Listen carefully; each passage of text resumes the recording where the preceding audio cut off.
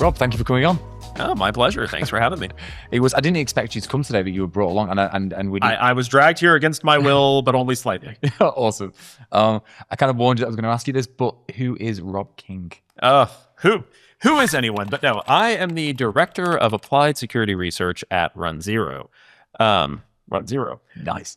runZero is and I'm not being paid to say that. Well, I am being paid to say this, but I truly believe that runZero is, in fact, the best asset discovery platform in the world, and also exposure management, vulnerability management. We do it all, and it's just super, super fun. I get to identify devices and write protocol parsers and write fingerprints for devices. It's like super great. I fingerprinted everything from industrial devices, industrial control devices, and mainframes. The other day, I device fingerprinted a cat's litter box that was connected to the internet. So, it's the whole gamut. It's great. Fantastic. Well, look, you wanted to talk about OT, operational technology, today. What is OT? So OT it's operational technology, which is opposed to IT, which is information technology. And there's all sorts of terms. There's all sorts of the current sort of new hotness for OT is now CPS, cyber physical systems, because we have to change acronyms every few years. So sometimes in older documents you might see it as SCADA or OCS, operational technology, industrial control systems, cyber physical systems, or SCADA, which is not really, it's often used as a generic term, but it does actually have a more specific meaning. That stands for supervisory control and data acquisition. And that has to do with a part of OT, whereas the other terms were much more blanket terms. I still use OT because I'm old school. But yeah, so OT are the devices that when you turn them on and you tell them to do something physical happens in the real world. So they are the things that are controlling conveyor belts or air conditioners or centrifuges or fancy things that I frankly don't understand and I would break if I looked at them funny. But these devices are interesting because they come from a totally separate lineage of information technology, of computers, right? So IT has evolved into this very, commercialized, obviously, but very commodity type situation, right? Like it's cheap to go out and just buy a laptop or buy some memory. Well, it's not cheap to buy memory right now, but once upon a time, it was cheap to just go out and buy some memory and buy a laptop and do whatever. And they're disposable. You might refresh them every year or two. You patch them regularly. It's fine. OT devices are designed to be very rugged, right? OT is often described as IT in non-carpeted parts of the building, so which I've always liked. But they're designed to work on a factory floor, so heat, vibration, dust, noise, electrical noise. So things that are shaking and moving and all that. So they have to be rugged. So they're often older technology that's more reliable and less, I don't want to say refined. It's not quite the right word. And then they also have to be there for a long time. So, for example, if the OT device is controlling power to a hospital and it works, don't change it. Don't mess with it. It's providing power to a hospital. It is far more important than anything your IT web server is doing. And so they just hang out. It is not unusual for these devices to be 5, 10, 15, 20, 25 years old. I regularly work with devices that are old enough to drink. Some of them were installed in the last millennium, which is, when you say it that way, just sounds so weird, but it's true. We can't deny it. And so that has a huge implication on the security of these devices, which is always fun. So you were just talking about how OT, operational technology, it very rarely gets changed, and you said it's not odd for some of these systems or machines to have been installed in the last millennium, which is crazy to say. And like you said, has really serious security implications. Exactly. So what are some of those security implications? Well, so with IT devices, you can just patch them. I mean, not always, of course, but they'll have a maintenance window that might be as frequent as every night or every week. Or you'll have a spare web server that you can just bring up and route all the traffic to it. There's a load balancer. It could just, this one will take over if this one goes down. nobody has a spare factory. The factory, if the factory goes down, it's millions of dollars an hour, right? So these devices have to be patched when there is a factory maintenance event, which may only happen once a year or once a quarter, right? So if there's a 0-day vulnerability that's reported, and it's in this, expensive OT device that's controlling your conveyor belt for making, I don't know, tires or hats. I don't know what people make these days. You might have to wait 2 or 3 months before that gets patched. So you have to have a backup plan, a contingency plan. How are you going to keep that device safe? How do you accept the risk of this device being unpatched, potentially for months or even years? And how are you going to deal with the implications of that?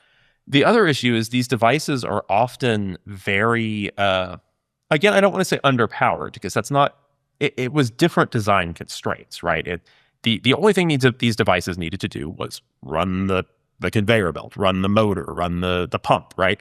So they didn't need to invest in things like high-powered systems for encryption and user management and things like that. Newer products, and people are working and they're doing their best work, but these things have long life cycles. Newer industrial control protocols, the things that we actually use to talk to these systems, do include things like encryption and authentication, message authentication, things like that. And that's great. But when these older systems might not be able to run that software. The vendors who made those systems might not even be in business anymore. And they're still working, so don't change them, right? And also, if this system, an OT person might, coming from the lineage of operational technology as someone who's working on the factory floor, and their primary concern is the line going to stay up? Are my people going to be safe? And that should, of course, be everybody's primary thing. Is it going to help, make sure that this is more efficient or safer or faster or whatever? Security wasn't always something that came up, right? Because security, for most of OT's lifespan, having access to one of these systems meant being on the factory floor. So there wasn't a need for complicated security protocols or things like that. But now we're in this era of OT IT convergence, where these systems, these OT systems, have started speaking commodity protocols, IP, TCP, UDP, Ethernet, often by just taking the older protocols and literally stacking them on top of TCP, which is a ton of fun to work with, let me tell you. I only say that slightly sarcastically. It is a lot of fun. But that means that now these systems, which used to be grade separated and you only could talk to them if you were physically there, you had a special, modem or radio or something, now, theoretically speaking, can just connect to the public internet. And we see thousands and thousands of these devices connected to the public internet. And it's not out of malice, right? And it's not even out of carelessness. It's out of, a lot of these systems are, maintained by people who don't work in the factory. And so somebody on the factory is like, they need access to this. Why don't I just let them connect over the internet? And that way they don't have to spend 2 weeks flying out here and doing whatever. And that's great. But of course, what that really means is now you've got this very critical device exposed to the public internet. And it's a real problem. So network segmentation, extremely critical. I mean, that is kind of terrifying. Just because, as you said, like a lot of these OT, a lot of this OT is running pretty critical. A lot of critical infrastructure is run by OT. Yeah. So, what do we do? So the good news is people are taking. No one has never not taken this seriously. It's just taken time for us as an industry to come up with how this is going to work together. And it's coming from this, this whole convergence thing has now said, okay, the CISO, the Chief Information Security Officer, is now responsible for OT devices. And the OT people are saying, well, now you got to talk to this IT guy. And both parties were maybe a little bit skeptical that this was going to work. But everybody is coming from a place of good faith. Everybody wants this to work. And so it is actually working. Interestingly, we did get sort of a big security boost in a way during the COVID lockdowns, because a lot of people were working remotely. And so suddenly remote access into factories to manage OT became far more common. And so people actually had to start really asking themselves, how are we going to do this? Oh. So there was an interesting kind of boost there. There was also the problem is also a lot of people answered that question by, let's just kind of connect stuff to the internet, which was not maybe the best way to do it. But the other good news is that as these systems or as people are looking into this more, the protocols are getting more intelligent. They do support things like encryption, message authentication, latency guarantees, things like that. And they're now getting codified risk acceptance and security policies, just like you would have on the IT side, just like you would have on the OT side before, but now including this sort of middle converged path of patch management, risk acceptance, network segmentation, defense in depth, firewalls, all that good stuff. Whoa. Okay. That's made me feel a bit better, to be honest. Well, final question, and I promise I'll leave you alone, let you go. Please. What are your predictions for the future of OT? That's a really tough one. Maybe, give me 12 months, give me 5 years, whatever you think. Sure. So I think convergence is here, right? Like that's been predicted to happen for years now. It's here, but it's not here completely. There's still a lot of systems that are legacy or running over custom media or protocols. I think that of course, there's a long tail because some of these devices installed today are still going to be working in 25 years. They'll never get to retire just like me.